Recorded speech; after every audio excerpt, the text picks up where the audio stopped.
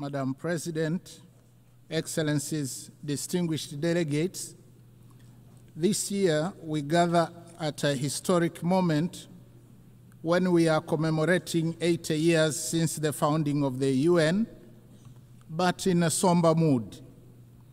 The theme of this general debate, that is better together, 80 years and more for peace, development and human rights, reminds us that determined cooperation remains our best vehicle for addressing urgent global challenges of this century and beyond. Yet, we are faced with chaos in the form of unilateralism with arrogance, barbaric wars, persistent poverty, injustice, pandemics, as well as an impending climate catastrophe. As we mark 80 years of the UN, we are called to rekindle the vision of its founders, anchored on two pillars. First, nations can overcome difficulties and accomplish more when they work together in solidarity. Second, peace is humanity's truest desire, which we must seek and pursue relentlessly on the basis of international law. By contrast, war is undesirable. It is a senseless path to resolving conflicts on which everybody loses, and its bitter fruits include unspeakable loss of innocent lives, too many orphans, widows, and refugees, as well as wanton destruction. Yet the United Nations Charter has guided us through many challenges over the past 80 years, reminding us to uphold peace, justice, cooperation, and dialogue to resolve conflicts. Today, as the world faces new tests, we must therefore hold firmly to these same principles, for it is only by respecting and living by the Charter that we can honor the past and build a safer and better future for all of us. Excellencies, the past 8 decades also remind us that change is the only constant in our world. The challenges of today are not the same as those of yesterday, nor will they be the same tomorrow. Thus, for the UN to remain relevant and is true to its noble mission, it must embrace change. Tanzania welcomes the UN 80 reform initiative unveiled in March this year, which seeks to enhance efficiency across the UN system and strengthening effectiveness. My country stresses the importance of upholding the principles of transparency, equity, and objectivity in the process, so as to renew trust and foster inclusive global governance. We thank the Secretary General for engaging member states in this endeavor. Nevertheless, Tanzania reiterates Africa's position on redressing the continent's underrepresentation in the Security Council and calls for admission of at least 2 permanent seats for Africa with veto power, as articulated by the Zuluini Consensus. Tanzania also joined other countries of the Global South in demanding urgent and comprehensive reform of the global financial system. While we support the outcomes of the 4th International Conference on Financing for Development held in Seville, Spain this year, we renew the call for scaling up long-term concessional financing, revising sovereign credit rating frameworks, and rethinking debt sustainability assessments in order to unlock capital for investment in infrastructure, education, health, and climate adaptation. We reiterate our demand for increased voice and representation of Africa in the governance structures of the IMF and the World Bank. These noble demands have gone unheeded for a very long time and must be addressed now. Excellencies, SDGs remain our common plan for a better world. Yet, with only 5 years left before 2030, it has been established that over 80% of the targets are off track, with progress on more than half of the goals being weak and insufficient. The big elephant in the room, suffocating progress, is an estimated financing gap of $4 trillion per annum. Nevertheless, Tanzania remains committed and has made strides in implementing the 2030 agenda, with overall performance estimated at 60%. Examples include SDG 3, where maternal mortality declined from 750 deaths per 1,000 live births in 2000 to 104 in 2022. For SDG 6, access to clean and safe water increased in both rural and urban areas from 32 and 55% in 2000 to 79.9 and 94% respectively by 2024. On affordable clean energy, SDG 7, the number of villages connected to electricity increased from 8,587 in 2000 to 12,318 in 2024. Only 15 villages remain without electricity. However, significant challenges remain, especially on environmental sustainability, that is SDGs 13, 14, and 15.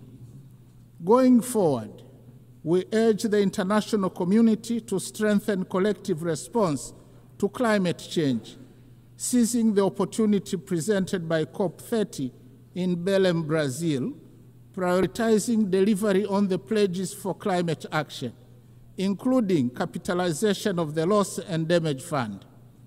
We call for increased long-term concessional financing, technology transfer, and fairer trade terms to complement our zeal in domestic revenue mobilization, reversing capital flight, and pursuit of win-win partnerships in the exploitation of our natural resources.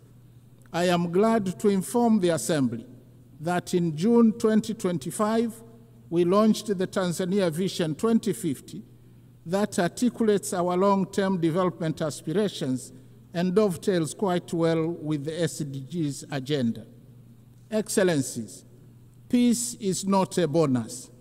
It is a prerequisite for socio-economic development. We must therefore seek and pursue peace tirelessly.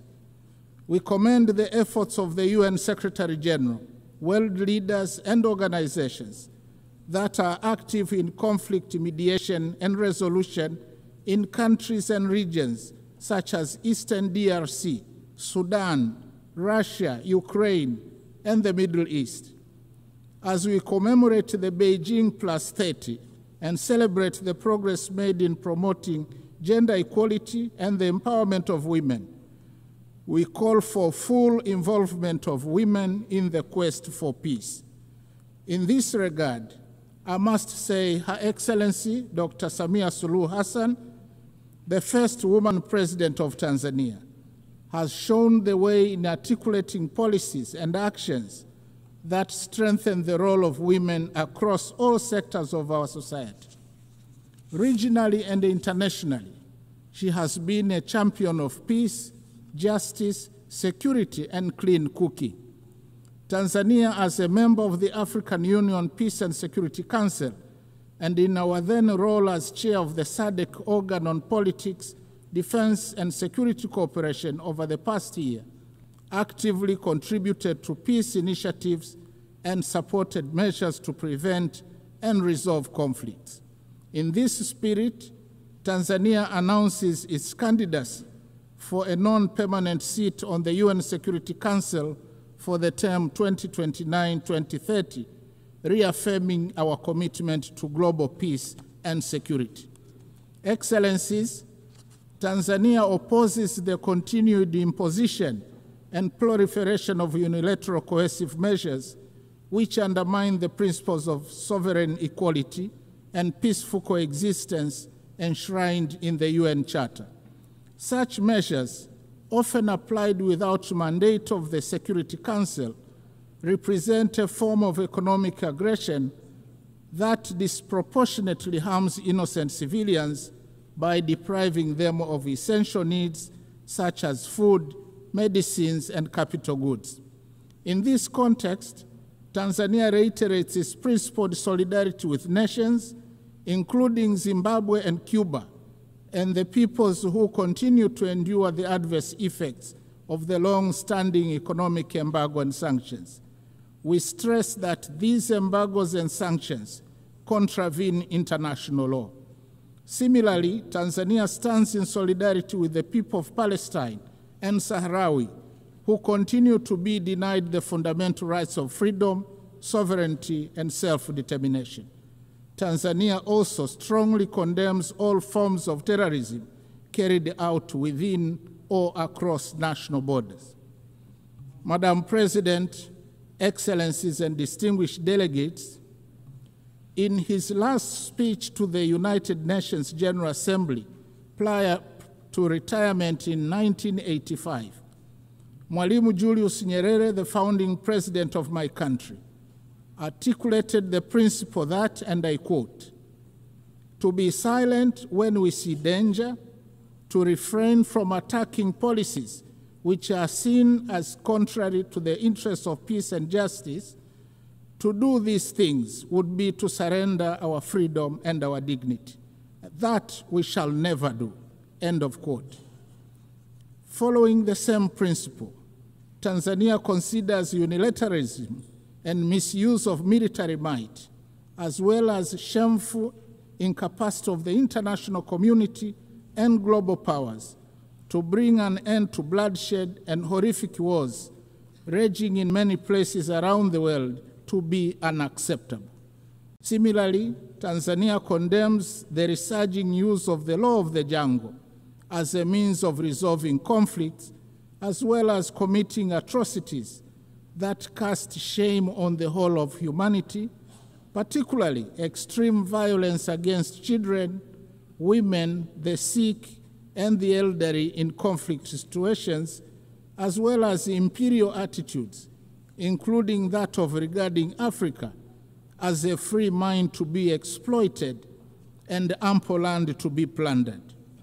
The hypocrisy and scandal of international companies, some of which are state-sponsored, to continue to prosper from the exploitation of Africa's natural wealth while causing or supporting conflicts should be brought to an end now.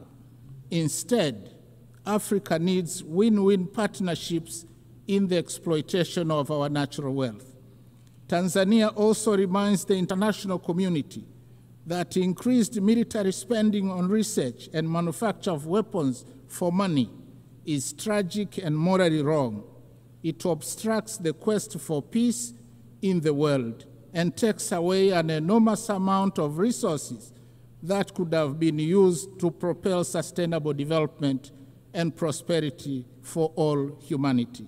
I thank you.